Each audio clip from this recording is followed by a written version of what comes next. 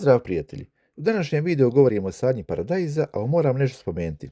Sadnica paradajza će se primiti kao god je posadiš. A razmeđu dobre i loše sadnje je ogromna, tako razmeđu lošeg roda i vrhunskog roda ogromna.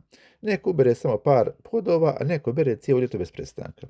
I znate šta pravi razliku? Ne sorta, ne sreća, nego sadnje. U ovom videu ti pokazujem 3 najčešće greške koje većina pravi i zbog kojih paradajz nikako ne da puni odnos. A ako ovo izbjegneš greške, razlika će biti brutalna. Idemo na prvu grešku. Prva i najčešća greška, sadiš paradajz po kao papriku. Pokazat ću vam 2 primjera, jedan paradajz malo manji, jedan malo veći, tako da vi možete vidjeti razliku. Paradajz je posebna biljka, ona može pustiti korijen iz cijele stabljike. A ako ga posadiš plitko, sav taj potencijal ostaje neiskorišten. Rezultat, slab korijen, biljka se brzo suši, slab rast i na kraju slab rod. Paradajz se sadi duboko, slobodno ga zakopa do pola stabljike, a može ga čak i pognuti u zemlju. Što dublje, to jači korijen, što jači korijen, to veći prinos. Jedna stvar pravi također ogromnu razliku i najbolji način sadnje. Taj način sadnje je horizontalna sadnja, odnosno pojeganje sadnice. Sada ću na primjeru to pokazati, pa ću onda pokazati kako se to profesionalno sadi. Umjesto da sadnicu gurnete pravo u zemlju, ona se položi skoro vodoravno, a samo vrh ostane iznad površine. I tu se dešava ključna stvar. Paradajz ima sposobnost da iz stabljike razvije adventivno korijenje, znači dodatni korijen duž zakopanog dijela stabljike. I upravo zbog toga ovo je jedan od najboljih načina sadnje. Način sadnje je vrlo jednostavan. U principu ja to radim tako što 2/3 stabljike idu u zemlju, a 1/3 ostane vani. Šta dobivamo time? Mnogo jači korijenov sistem, mnogo bolju ishranu biljke, veću otpornost na sušu i na kraju puno stabilniji prinos.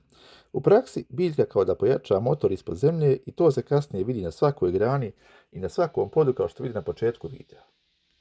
Druga greška je pregusta sadnja. Ova greška najviše se ostaje kasnije, a već je kasno da se ispravi.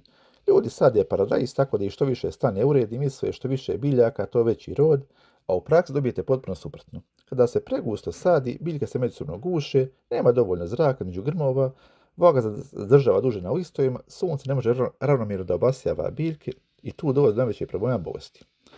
Najbolji je razmeđu sadnica je 40 do 50 cm, ovisno o sorti, na neke bujnije sorte može stići 60 cm.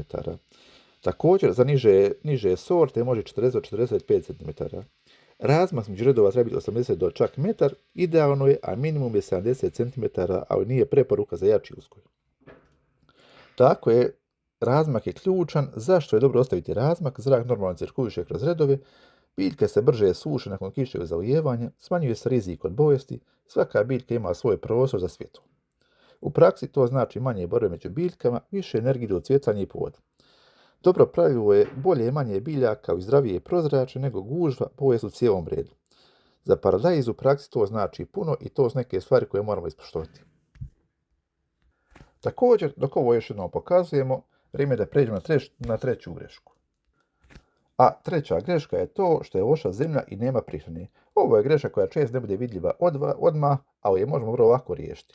Najbolje je startno gnojivo za paradajz je zreli stajnjak. Ako želiš prirodan i jak početak, zreli stajnjak je broj 1. On dodaje dugotrajnu prihranu tokom cijele sezone, poboljšava strukturu zemljišta, bolje zadržava vlagu i hranjive tvari i jača korijen i stabilniji rast. Ako nemate zreli stajnjak, alternativa broj 1 je organsko peletirano đubrivo. Ono je praktično jer se lako dozira, brzo se aktivira u zemlji, daje stabilnu i osnovnu prihranu bez prejakog udara. U principu, ako ispunite sve ove stvari i ako izbjegnete ove greške, sadnji uzgoj paradajz ne bi trebao biti nikakav problem. Također, ako vam se ovaj video svidio, pretplatite se na naš kanal, bacite like, hvala što ste pratili ovaj video i vidimo se u sljedećem videu.